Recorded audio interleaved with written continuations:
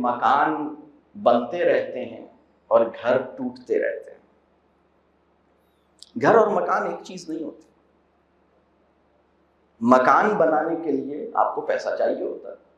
آپ بہت اچھا مکان بنانا چاہتے ہیں تو اس کے لیے آپ کو 4 کروڑ روپے، 5 کروڑ، 10 کروڑ، 20 کروڑ چاہیے، وہ کروڑوں روپے چاہیے آپ کو۔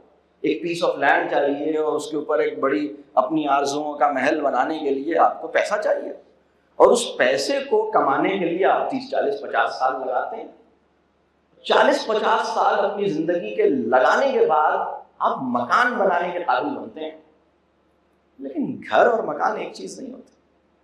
گھر کچھ اور چیز ہوتی ہے، مکان کچھ اور چیز ہوتا ہے۔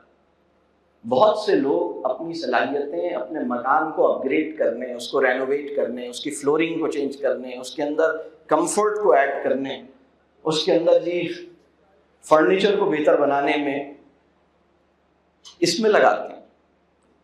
مکان بنتے رہتے ہیں اور گھر ٹوٹتے رہتے ہیں۔ یعنی آپ دیکھیے کہ بلکہ وہ لوگ جو ایک ہی مکان میں اکٹھے زندگی گزار رہے ہیں، ان کا تعلق اصولی طور پر پڑوسیوں کے جو تعلق بیان ہوئے ہیں نا دین کے اندر، کہ 2 پڑوسیوں کا ایک دوسرے پہ حق ہے کہ وہ ایک دوسرے کی خبر گیری کریں، 2 پڑوسیوں کا ایک دوسرے پہ یہ حق ہے کہ وہ یہ دیکھیں کہ وہ کس حال میں ہیں، ان کی کوئی مشکل ہے، کوئی پریشانی ہے تو میں اس کو جانوں، میں اس کو سالو کروں۔ بلکہ ایک اور میں واقعہ سناتا ہوں۔ میرے پاس ایک دفعہ ایک خاتون آئی اور وہ ماشاءاللہ ایک مذہبی رجحان اور مذہبی جذبہ اور ایک مذہبی فہم کی بھی حامل تھیں، اور ایک مذہبی ذہن اور مذہبی ایک جوش بھی ان کے اندر مجھے نظر آیا۔ تو انہوں نے کسی بات پر اپنی ساس کے حوالے سے کچھ باتوں کا اظہار کیا کہ بھائی میں کچھ مشکل میں ہوں اور یہ میری ساس کے پرابلمز ہیں، اور یعنی وہ ساس اور بہو کا جو ایک ہمارے یہاں ہوتا ہے مسئلہ۔ تو انہوں نے کہا کہ یہ مسئلہ ہے، اور میں اس وجہ سے اب میں نے یہ سوچا ہے کہ میں ان کے ساتھ اب زیادہ بات چیت ہی نہیں کروں۔ ہم ایک گھر میں رہتے ہیں لیکن اب ہمارے درمیان بات چیت بند ہے۔ تو میں نے خیر اپنے طور پر اب وہ ساس بہو کے اوپر جو میں مختلف موقع پہ اپنی بات کرتا رہتا ہوں، تو اس میں نے بہت ساری باتیں کی ہیں۔ میں نے کہا بھائی اس کو بھی تم اپنی ماں مان لو تو کافی حد تک مسئلہ کم ہو جائے گا، مکمل ختم نہیں ہوگا لیکن امید ہے کہ 60-70% مسئلہ اس بات سے حل ہو جائے گا کہ تم اس کو اپنی ماں کی جگہ دے دو، اور اللہ کرے کہ یہ بھی تمہیں اپنی بیٹی کی جگہ دے دے، تو مسئلہ کافی حد تک حل ہو جائے گا انشاءاللہ۔ تو خیر ایسی کوئی بات میں نے کہی تو انہوں نے کہا نہیں یہ تو نہیں ہو سکتا، یہ ایشوز ہیں، یہ مسئلے ہیں، یہ نہیں ہوگا، اور یہ بہت میرے لیے مشکل ہے، اور یہ میرے لیے نیچرل بھی نہیں ہے، بہت مشکل ہے، یہ امپریکٹیکل سا سلوشن ہے، ایسا نہیں ہو سکتا۔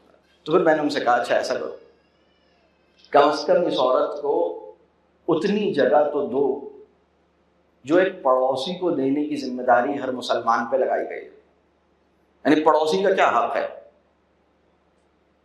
کہ اس کی خبر گیری کی جائے، اس کو کسی مشکل میں اس کی مدد کی جائے، اگر وہ کوئی مجھ سے چھوٹی موٹی ریکویسٹ کرے تو میں اس کی پورا کروں، کوئی چھوٹی موٹی چیز مانگے تو میں اس کو دے سکوں، اس کے کام آ سکوں، وہ مجھے اپنی مشکل میں مجھے بلا سکے، مطلب میری ایک سپورٹ، مورل سپورٹ کو وہ اس کے لیے اویلیبل ہو، اور اس سے حال چال رکھوں، اس سے مطلب دعا سلام رکھوں، یہ میری مذہبی ذمہ داری ہے۔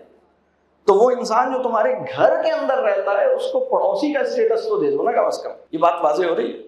اس وقت ہماری سوسائٹی اس جگہ پر بھی نہیں ہے۔ تو جو میں بات عرض کر رہا ہوں کہ گھر ٹوٹ رہے ہیں اور مکان بن رہے ہیں، یعنی جو لوگ، یہ بہت بڑی تعداد میں ہماری سوسائٹی میں لوگ، یعنی میں چونکہ ہزاروں کی تعداد میں بہت سے لوگوں سے ملتا ہوں اور بہت سے نوجوان شادی شدہ جوڑوں سے بھی ملتا ہوں، میں بعض اوقات دیکھتا ہوں کہ وہ لڑکی جس کو یہ لڑکا دنیا سے لڑ کے اپنی بیوی بنا کر لے کر آیا ہے، اور جس کی محبت میں کہتا تھا کہ میں چاند اور تارے توڑ کے لے آؤں گا، ابھی 6 مہینے گزرے ہیں یا سال گزرا ہے اور یہ اس کے ساتھ کمفرٹیبل نہیں ہے، وہ اس کے ساتھ کمفرٹیبل نہیں۔ یعنی یہ اس میں کوئی ایگزیجریشن محسوس ہوتی ہے، یا یہ آپ کی بھی نظر میں آتا ہے یہ پرابلم ہے یا نہیں؟ یعنی رشتہ نبھانا، تعلق نبھانا مشکل ہو رہا ہے کہ نہیں ہو رہا؟ جبکہ مکان کے اندر فیسلٹیز بڑھ رہی ہیں۔ پہلے مائکرو ویو نہیں ہوتا تھا، اب مائکرو ویو بھی آ گیا ہے۔ پہلے صرف ایک فریج تھا، اب ڈیپ فریزر بھی آ گیا ہے۔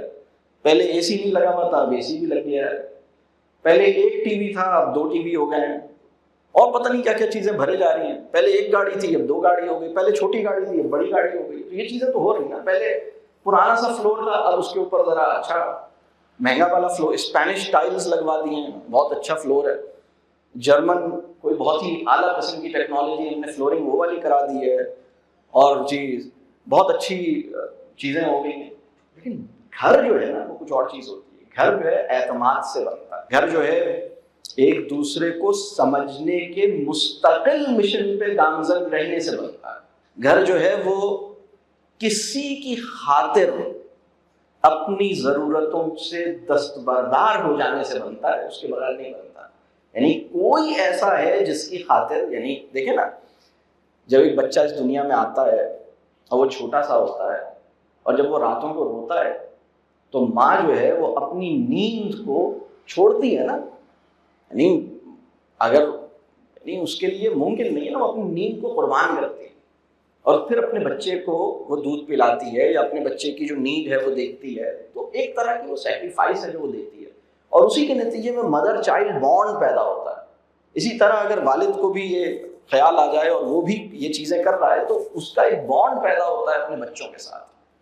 تو گھر جو ہے وہ ریلیشن شپس کو ویلیو دینے سے, ایک دوسرے پہ ٹرسٹ کر سکنے سے, ایک دوسرے کا ٹرسٹ لے سکنے سے, ایک دوسرے کو انڈرسٹینڈ کرتے چلے جانے سے, ایک دوسرے کی خاطر اپنی کمفرٹ پہ کمپرومائز کر سکنے سے, یعنی کسی کی خاطر. یہ بھی بہت اہم سوال ہے.